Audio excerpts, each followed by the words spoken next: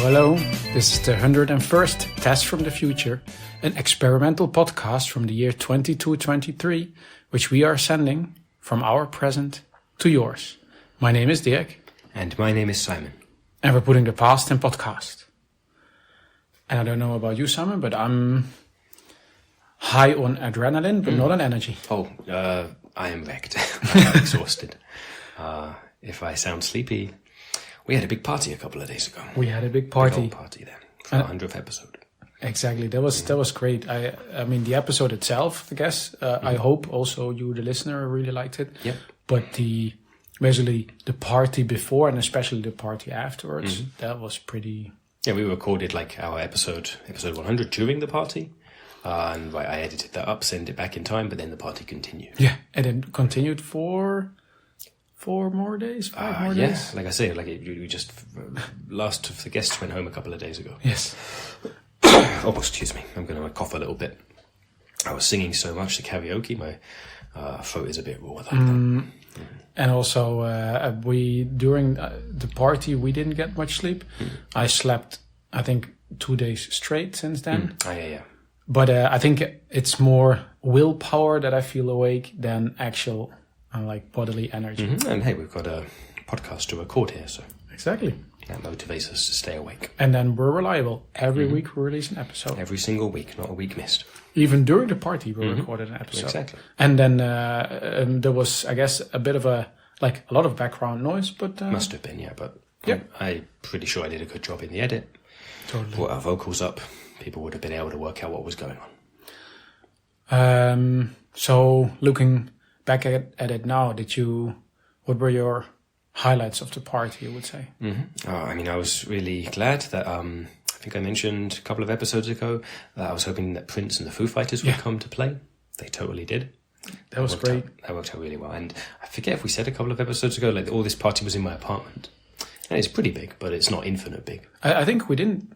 We didn't say where it was going to be? I think we didn't. Or maybe we did. So, either way, the way, just for our listeners, in case they're wondering, how could we fit a couple of rock bands in my apartment, which, okay, it's reasonably sized, but not that massive. They actually shrank themselves down. And it was really nice. They were playing on the rooftops of my Lego city over there. I'm pointing, which the listeners can't see, but got a big old Lego city going along the wall there. And they were playing on the rooftops. Obviously, they had proper amplifiers, big speakers for the room, so everyone could hear the music. But yeah. But that was pretty impressive. But also, how do you fit all these bands in? Well, it doesn't really matter because, they were shrunk. And actually came shrunk. Right? Exactly, yeah, they arrived that way. And, a couple of bands, they weren't playing at the same time as each other. Yeah, they took turns. What was really nice was later on, Dave Grohl, he was the drummer for Prince's band. I think they had a rotating act, right? Exactly, then they were playing together at some point. Yeah. And I thought that was really cool. I didn't think, or let's say, I considered the situation where it wouldn't work out, and it did. Sure. No, they got on well. But I thought it was nice that afterwards that they were done playing, or I think it was in between sets or so, where some of us actually shrunk down to go chat with the band, and then everybody did that except X, who just went to get drinks. Right, yeah. They were out of the room at the time. So we didn't notice, there was too much going on. X comes back in, and it's like, what? Where is everyone? Yeah, exactly. They came back, and I was like, what? The party started? And then, but then the amplifier, you grabbed the mic. Yeah, exactly. Pulled out. Exactly. Spoke into the microphone. My voice was big and booming in the room. We're down here. Yep. That's actually pretty cool. Yeah. Give him a bit of a scare. Yeah. I thought... For yourself? Because my favourite part, one of my favourite parts was the band. For yourself? What I thought was nice was that the clown didn't show up. I was happy that I could still have booked him, but then he didn't show up. And then X, for the listeners who didn't listen to our episode on robots, X is basically a big screen. A floating huge, screen. Huge, big floating TV screen. Exactly, and depending on their mood, their appearances change. Yeah. So then. We looked at the clock, and then 5 minutes after, 10 minutes after, half an hour later, I think the clown is not coming. And then X changed their screen to be a clown. To be a clown, yeah. And then the clown did a bit of acrobat jumps, and then X turned his screen upside down, and that was actually showed on his head. that was actually quite nice and also quite funny. Yeah. And of course, highlight was Theo. Sure. Just in his cryogenic suit the whole night long. Yeah, didn't change it. Didn't wear anything else. No, I thought like because we had set dress code red dress. Because of the game. And then, but he came in his cryogenic suit, and then at first I thought he was joking, but he was serious. Yeah, which is fine. I mean, he was wearing, at least the cryogenic suit was red, but it wasn't a dress. So, and but I thought it was nice because you could, no matter where he was, you could always kind of see the part of the room where he was standing. From all the condensation. Yeah, exactly. That was that's what it's called when the air goes cold and turns to ice.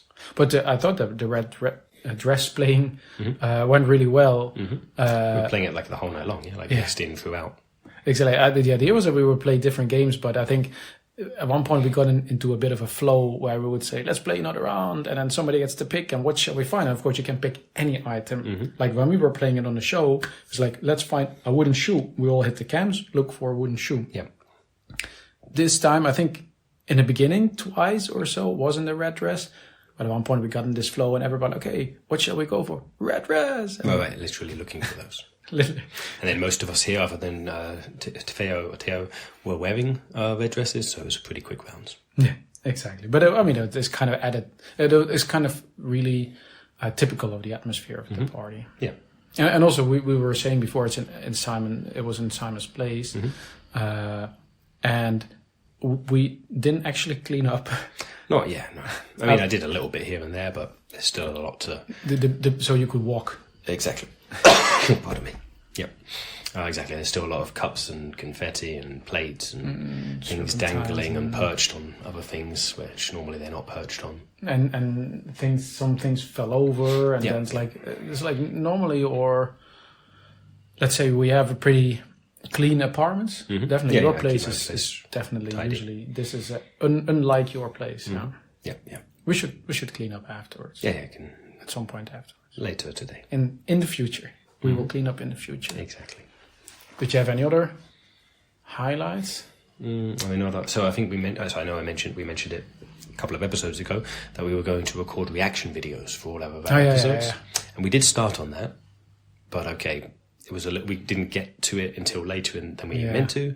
It was a bit slower going than I imagined it would be, and then guests started arriving. So we got about 3. We finished 2, and we were in the 3rd one. And we were pretty ambitious. We were going to do all 99 episodes up to that point. I didn't do the math though. I think if we had started at the original time, we still wouldn't have caught them. Right. No. So we'll get to those later. Yeah, exactly. We will save some for the next 100, the 200 episode party. Yeah. Did you get to speak to the member of the Frankfurt Council? Briefly, just briefly though, because there was so much going on. Yourself? No. Did you know who invited her, or like who brought her along? Because I was. No, I can't. I mean, maybe I did in the evening. They would have said, but I don't remember right now. As a Napoleon at one point pointed her out. I was like, hey, that's this and this from the Frankfurt Council. Yeah. I don't remember her name even, to be honest. No, but it was nice to have someone. Yeah, relatively famous. Yeah, Prince and Foo Fighters, but they're famous a long time ago. This is someone coming. Yes, it's a little bit of a local celebrity. I know it's just in Frankfurt and just in this Legacies Council, but I thought it was pretty cool. Likewise. But I could really use a holiday. Yeah. Holiday from the party. Well, especially we were the hosts, It's a different thing if you go to someone else's party, you don't have so much to worry about. But, we were hosting the affair. I also could do with a holiday. I thought it was nice where Mozart left and then came back 2 days later when she found out the party was still going on. Right. I thought that was pretty cool. That's the advantage to a party that goes so long. I think one thing we should point out is that I think our listeners were also partying.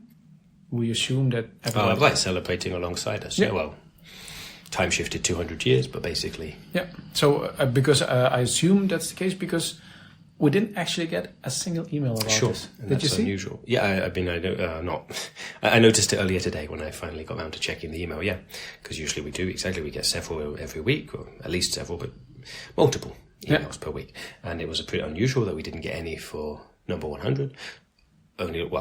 Most likely thing is exactly everyone was also partying and hasn't got around to writing yet, and they will do in the coming days. Exactly. So just so to the listeners, quick reminder. Send us an email if you listen to our episodes, because there's still tests. Even though this was the 100th test, we still want to, double check this actually came. Exactly, and so we'll say it now as well as maybe later. To email us, write to michaellasagna5@gmail.com, and in the subject put the episode number. For this episode right now, that'll be number 101. But when you're responding to last week's episode, put in the number 100. Yeah, just so we could tick it off our list. Mm-hmm. We had it for a while. I can't remember the episode number, but we didn't get emails for a few weeks on this one. I can't remember the number, like 37 or 42 or whatever. Some episode took a while, and then at one point this came in. Yeah. But that's housekeeping taken care of. Yes. We do have a subject this week. Exactly. We didn't want just to speak. Last time like 2 episodes ago, we spoke about the upcoming party. And we had a whole episode about the party. Now looking back at the party, we also should actually get some, substance in the topic. And this week's topic is heavy matter. Mm-hmm. Yep. And we just found out a few minutes before the episode that we both thought the other would do the research. Yes, I did expect that you would be doing that. Maybe I wasn't clear, or we hadn't really. There was a lot of partying going on. Right. We have this scheduled, and then we both kind of thought the other would do the research, but we didn't. We don't start from zero, and we thought let's then just speak about. Well, we know things. Yeah, we just don't have detailed notes. Yeah, exactly. We can't just have really deep dives. You want to describe what it is? Shall I describe what it is? I'll start it off. It's, as you mentioned, heavy matter, and it's an energy source, and it's based on profound thoughts. And it was discovered when a whole bunch of very intelligent people got together to try and work out alternate energy sources, and they recognized that simply the process of thinking about it, discussing it, trying to work it out, actually generated energy in itself. And that's why it's also called heavy matter, because the whole thing was like these really profound thoughts create energy. Like if you think about it, that one way that actually makes sense, because thinking uses up energy. Yeah. Like if you sit the whole day still. Yeah, you get real tired, you can get drained. Exactly. Like without getting up, without doing any kind of exercise, at the end of the day, you're tired, because you've been thinking. And so this means that you changed energy into thoughts. Yep. Because that's all you did, thinking. You didn't produce anything. You didn't grow crops or ran for a run or nothing like that. You just sit there and thought, and you are tired. So this energy must have gone somewhere, right? So conceptually, I can understand this. Yeah. But how this actually physically works? I think it's to do with so we don't have such detailed notes yet, but my understanding is it's to do with the type of thoughts and the way that you think about those things. So it doesn't do to just get, hang out and talk about nothing in particular. It needs to be about specific subjects. But it's also if you're like thinking about things that you think about all the time, it doesn't require a lot of energy. Right. So it's really it needs to be new thoughts. Exactly, these deep new thoughts, and also if you sit together with other people who also have deep thoughts and speak them out loud, they influence your thoughts. And I hadn't thought of it this way. Well, exactly. It needs to be people you don't speak with so often that you're not used to how each other think. And also because if you're sitting together with, let's say, 20 people, and you have this profound thought that uses up a lot of energy, you speak it out loud, the other 19 people will then take up that thought and also think about it, so producing 20 times that energy you would have produced by yourself. Amplified. Yeah. But as far as I understood it, if you compare it to normal energy, it's twice the energy. Which on the face of it is a really good thing, Yeah. And it is, And that's why a bit more work needs to be done, is basically on how to adapt that energy to be useful in all the things. And that's a bit of a roadblock, as I understand it, because all the energy, all the infrastructure that we have is based on normal strength energy. Exactly, not double strength. So no matter how profound your thoughts are, these will be twice the energy, and it can't, like our current energy distribution. Like a down-step converter to half the energy. And also then to if you're what's it called, downstep? I think so. Okay, so if you downstep this heavy matter to be normal energy, so how do you then turn it back into twice the energy? Why would you need to? A good point. I mean, so the other way, of course, it would be to find applications where it can stay as it is. Mm-hmm. Then those would use it as it is, and it's just if it's to be used for things like hover cars or teleporters. They all expect not double energy, so they won't work with it. But I also understood that it's roughly twice the energy, right? But not exactly twice. Not precisely. So if you kind of downgrade it, it will be roughly normal strength, and then still the. I mean, you can imagine the downstep converters would have some knobs and dials that you can adjust, to get it just right. True, but every thought is different, right? So, true. Because that's what I understood is like we have this at least theoretically, maybe even practically, but it's not actually used right. Not yet. No. Part of it also is it's a bit of a long-term thinking. At the moment, we get more than enough all the energy we need and more from the sun via Mercury. Mm-hmm. So right now we don't need this. This is more a long-term thing for when the sun goes out, that we would still then have another source of energy. But that's a few years, more than a few years away. Mm-hmm. I'm thinking now. I was like, I'm feeling relatively tired at the moment. Mm-hmm. Is that because I'm thinking about this right now, or is it because of the party? I reckon it's both. Because also that's a thing that the people working on this noticed was, they met for a conference to talk about different forms, alternative forms of energy. Mm-hmm. Always have a nice party in the evening. They noticed, because they had, the gear still on for measuring the amount of energy being produced. They noticed it would still generate stuff when they were at the parties, having such deep talks, not directly related to what they were working on. Okay, so it would still produce heavy matter, just not as heavy. Mm-hmm. Okay, I can also imagine as the evening continues and it gets less and less heavy, and one point you just have normal strength energy, or maybe less. Yeah. Play some computer games, sing some karaoke, maybe it drops right off. But not to be like the devil's advocate, but do we really know that this actually exists? I mean, I personally don't. I'm trusting what I've read. True, I don't work in the field, is what I mean. Especially these bright minds, they all go somewhere, spend a bunch of time together. These are smart people, probably enjoying each other's company. Mm-hmm. And then saying the fact that we get together and think about something is already the result. Now let's go partying. That sounds great. Are you a bit suspicious? Yeah, maybe, I don't know. Because it was like, except that we can't really use it. We'll use it as a backup for many, many, many millennia. Hundreds of millions of years, I guess. I don't. But then we'll have something in the back pocket. Until then, we'll just have our yearly conference and talk about this some more. I trust that it's complicated work and they're doing their best. And I do, when I think about things, I get tired. So, especially if I'm thinking if we're preparing for our podcast, we do a bunch of research, right? Yeah. And then sometimes afterwards I'm tired. Maybe this energy that we use for researching, we can use to power the recorder. Sure. I mean, could also just plug it in, which is what I usually do. Yeah. But I'm thinking the old way. Yeah. Sure. That would be a good thing for this kind of energy. At the moment, it's effectively being wasted, like it's going out into the world and then not being collected. Yeah.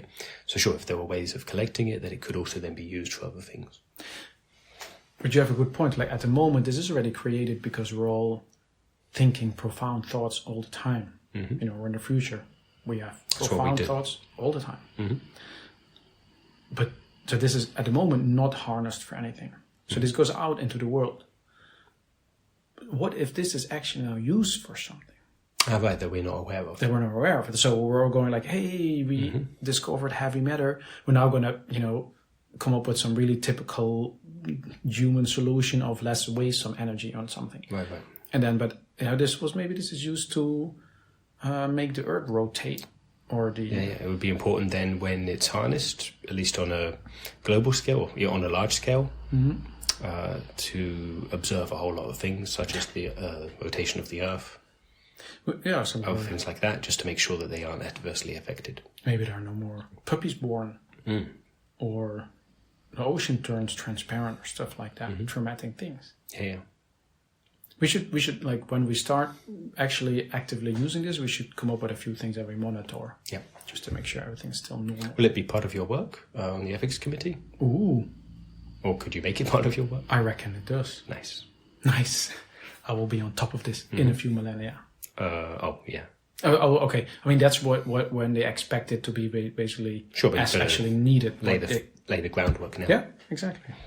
And of course, anything that we at the Ethics Council can do is profound thinking, or pretend we do. Oh man, I'm thinking now. So this is a really good trick to figure out: is he actually thinking or is he asleep? I have to think about this some more because if I'm not creating any energy when I'm thinking, they're going like, he doesn't have any profound thoughts. How useful is this guy? I mean, when it's in your job description that you need to have profound thoughts, yeah, that would be important. It's actually not a requirement. Just a nice to have. Yeah. I mean, it's actually really useful for the job, but you can't ask that. I see. Oh. Wow. In the end, we could ask ourselves, does it even matter? I'm going to take a drink on that. Okay, maybe that's the hangover talking. Okay, that's it for heavy matter. Heavy topic, I guess. Yeah. We didn't... Actually, I didn't check... I actually did check for listener questions, but we didn't get any emails. There weren't any. Yeah. And like I say, we mentioned before, we have a little bit of a backlog, but we'll come to those in another episode. Yeah. I think maybe it's a good point to start wrapping up because we have to start cleaning up. And did you see the low fidelity wave burner? I noticed, exactly. There was a bunch of stuff on it, so I pushed that aside, and I see it's all sticky. Yeah, I think somebody spilled a bunch of liquid on it. Yeah, some drinks. We should clean it up because that's what we used to send our episodes back into the past, and we don't want anything tinkering with that. Correct, yeah. So it's a unique selling point. It's the way we get back 200 years. Exactly. So we'll start with that and then clean up the rest of the place. Want to mention the email address again? Yeah, because do that second time. Right. Because usually we always do it at the end.